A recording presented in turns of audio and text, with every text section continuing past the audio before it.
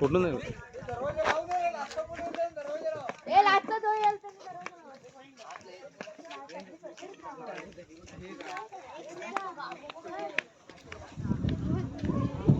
हा का गार हवा लागते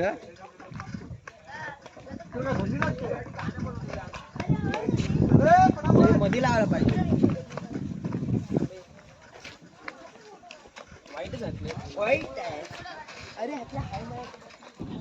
नमस्कार, मी योगेश मटकर, निर्माण क्लासेस ओनर.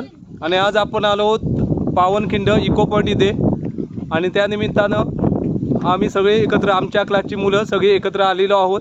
आणि आता निसर्गाचा जेवढा अनुभव घेता येईल तेवढा आज आम्ही घेतोय. त्याप्रमाणे तुम्हाला कधी व्हिजिट करायची असेल तर नक्की जरूर इथे भेट द्या. धन्यवाद.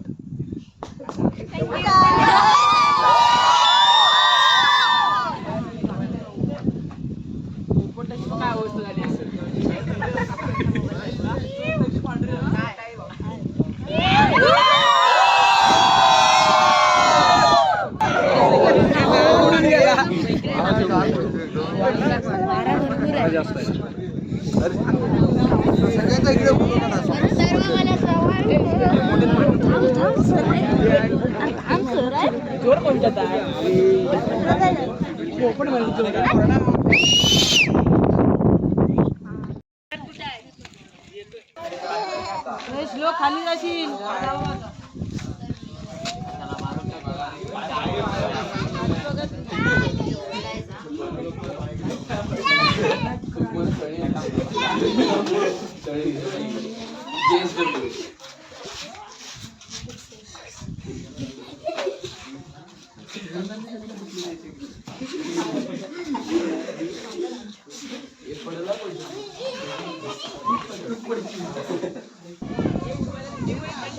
आज आमचे जिगरी दोस्त, जीव की प्राण असणारे आमचे वाघमारी गुरुजी आणि त्यांच्या मिसेस आणि त्यांचा हा छोटा पोरगा गुड्डू आज आलेला आहे.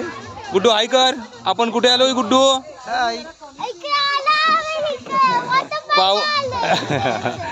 त्या आज आलेलो आहोत. सगळ्यांनी हा व्हिडिओ नक्की बघा, लाईक करा, सबस्क्राईब करा, शेअर करा. आज आम्हाला पिकनिकला घेऊन आलेले आमचे ड्रायव्हर भाऊ कराडे सर हे आपल्याला आता दिसत आहेत फोटोमध्ये. ड्रायव्हिंग अति सुंदर आहे. आणि आम्हाला सगळे स्पॉट आज जेवढे आपल्याला स्पॉट आमचे आज ठरलेले आहेत, पावनखिंड आहे, मग वॉटर पार्क असेल, ज्योतिबा असेल, महालक्ष्मी असेल, हे सगळे आज आम्हाला तेच दाखवणार आहे. धन्यवाद. चला.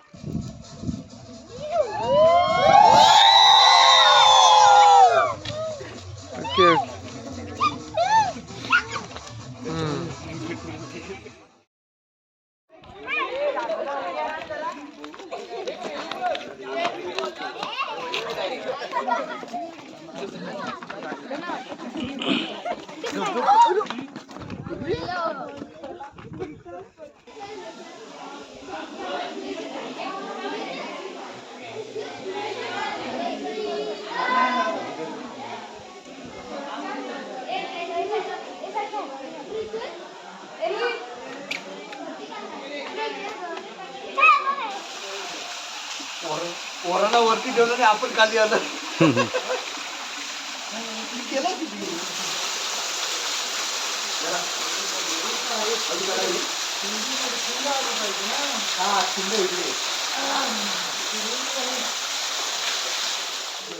फायनली आपली पावनखिंड आता बघून झाली. आणि पावनखिंडीबद्दल आपल्याला अधिक माहिती आहे आमचे मित्र वाघमारे सर देतील.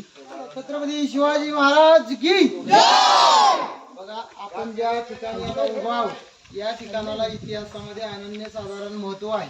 हे जे ठिकाण आहे हे इतिहासामध्ये बाजीप्रभू देशपांडे हे जे स्वामी भक्त शिवरायांचे मावळे होते त्यांच्या रक्ताने ही जी जागा आहे ही पवित्र झालेली, पावन झालेली आहे. म्हणून या खिंडीला पावनखिंड या नावाने आपण आज संबोधत आहोत किंवा ओळखत आहोत. जेव्हा त्यांच्या समवेत बाजीप्रभू देशपांडे जेव्हा होते ते आणि कुठं जात होते रे, कोणाला माहिती आहे? आपण चौथीमध्ये विशाळ पन्हाळगडावरून विशाळगडाला जात असताना त्यांना इथून पुढे आपण जेव्हा जाऊ तिथे पांढरपाणी म्हणून एक ओढा होता. तेव्हा जो औरंगजेब बादशाहचा जो शिपाई होता सिद्धी जोहर, जेव्हा शिवाजी महाराज त्या वेढ्यातून बाहेर पडले हे जेव्हा त्याला कळालं, तेव्हा त्यांनी त्याचा जो विश्वासू सेवक होता सिद्धी मसऊद याला शिवरायांचा पाठलाग करायला पाठवलं. तेव्हा शिवरायाला त्यांनी पांढरपाणी ओढ्याजवळ गाठलं आणि पांढरपाणी ओढ्याजवळ गाठल्यानंतर त्यांनी कशी बशी ही पावनखिंड गाठली होती. तेव्हा छत्रपती शिवाजी महाराज बाजीप्रभूंना म्हणाले की बाजी, आता विशाळगड हाती लागणे खूप कठीण दिसत आहे, आपल्या पाठीवर शत्रू आहे आणि पुढची वाट जी आहे ती चढणीची आहे, आपल्याला विशाळगड हाती लागणं शक्य नाही आहे. तेव्हा आपण काय करूया की उलटून आपण शत्रूंना सामोरे जाऊया, त्यांना तोंड देऊया. तेव्हा बाजीप्रभूंनी शिवरायांच्या मनातली जी घालमेल होती ती ओळखली आणि तेव्हा बाजीप्रभूंनी शिवरायांना म्हटले की महाराज, तुम्ही थोडेसे सैन्य घेऊन विशाळगडाकडे चला, मी बाकीचे सैन्य घेऊन ही खिंड लढवतो, एकाही गनिमाला मी इथून वर चढू देणार नाही, तुम्ही निर्धास्तपणे जावा.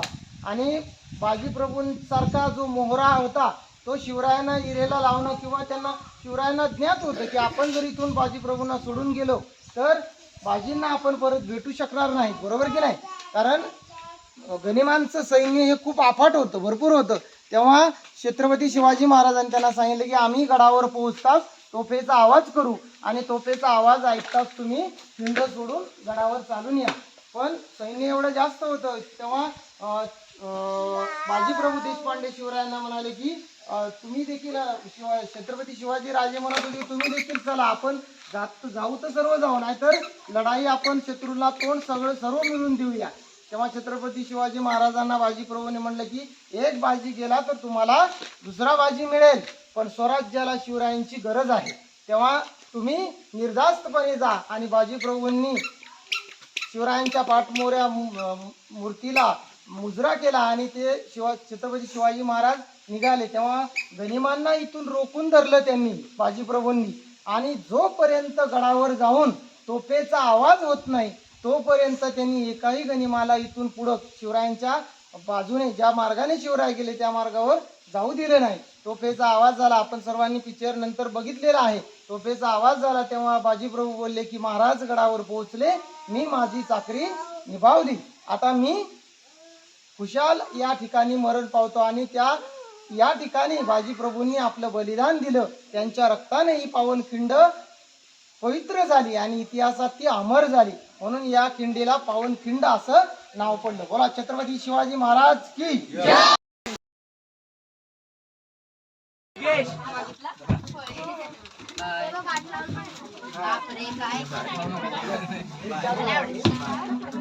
अरे सर व्हिडिओ करतो, तू मेकअप करतेस.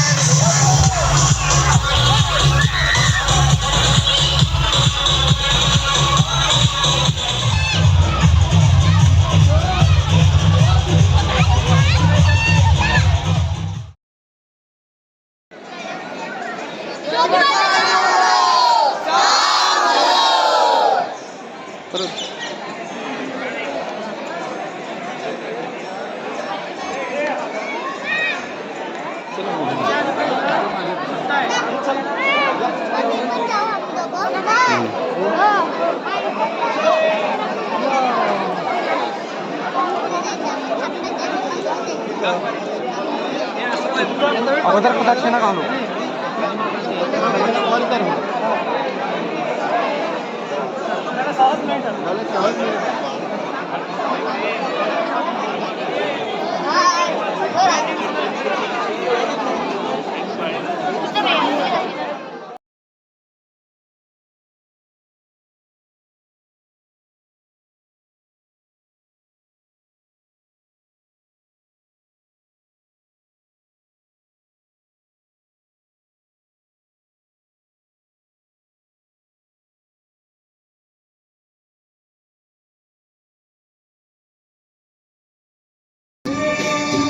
नमस्कार. तर आता आम्ही फायनली हॉटेल सोंगाड्या लांजा येथे पोचलेलो आहोत. आमची पूर्णच्या पूर्ण ट्रिप डिनरसाठी इथे आलेली आहे आता. आणि हॉटेल सोंगाड्या कोल्हापुरातील एक प्रसिद्ध हॉटेल आहे आणि या हॉटेलच्या ठिकाणी आपण जेवण्यासाठी थांबलो आहे. बघूया हॉटेलमध्ये नेमकं एकंदरीत वातावरण अरेंजमेंट कसे आहे ते बघूया. जेवण वगैरे कसं आहे ते बघूया.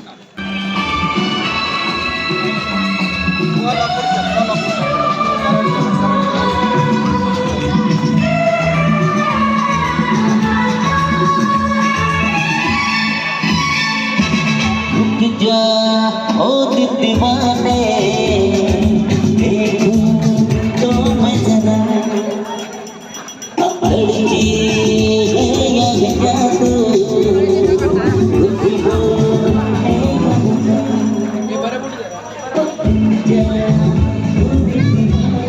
आपले बैलजोडी पण ठेवण्यात आलेले आहे.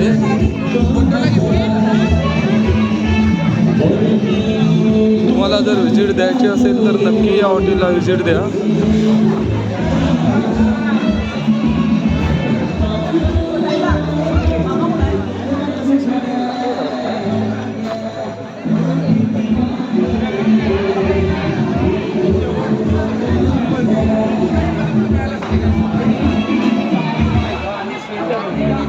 शेवटचा परिणाम